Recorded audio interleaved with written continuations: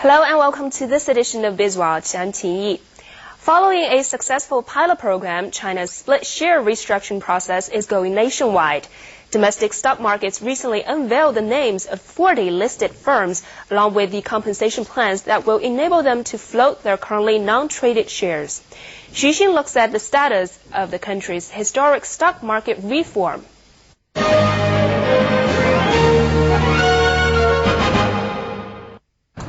40 companies listed on the A-share market unveiled their detailed proposals to float their non-tradable shares, marking the move into full swing for the country's historic stock market restructure. The expansion followed successful state share reform of 46 listed firms since May, which was launched on a trial basis in 2 batches. 前面铺盖以后呢，市场的反应非常 The whole stock market is quite positive since the reform got into full swing.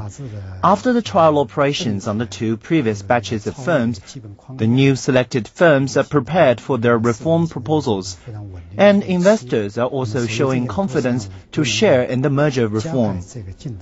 All these may speed up the reform and ensure the stability of the market.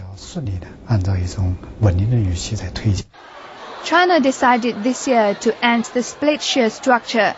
It was seen as the major problem in China's stagnant stock market because a large portion of the shares were not allowed to be traded on the market. Non-tradable shares account for about 2/3 of the shares of the firms listed on the 2 markets in Shanghai and Shenzhen. The reform is imperative.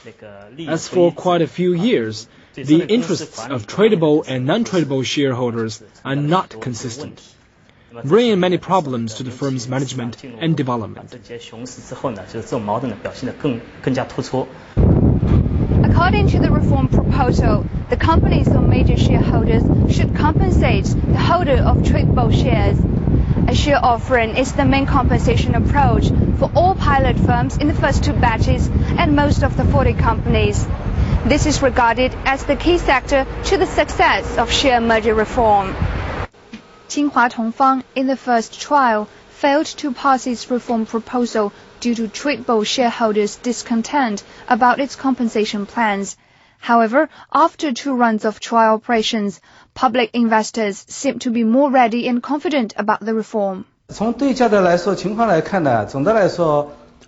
I held some shares of the reformed companies who offered on average some 3 shares for each 10 held. Actually, that cannot cover my loss. But I think in the longer term, the reform can build a healthier stock market. That's the most important thing. While whether I can really benefit from their compensation proposal is not that important.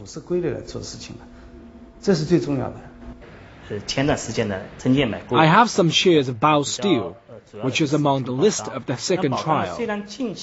I am confident about its performance over the longer period, as the reform may raise its investment value. Analysts point out, even though the share merger reform is a good signal to the healthy development of China's stock market, it doesn't mean the stock prices will go up after the reform.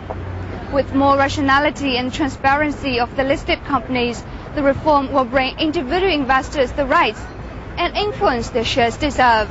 Xu Xin for BizWatch.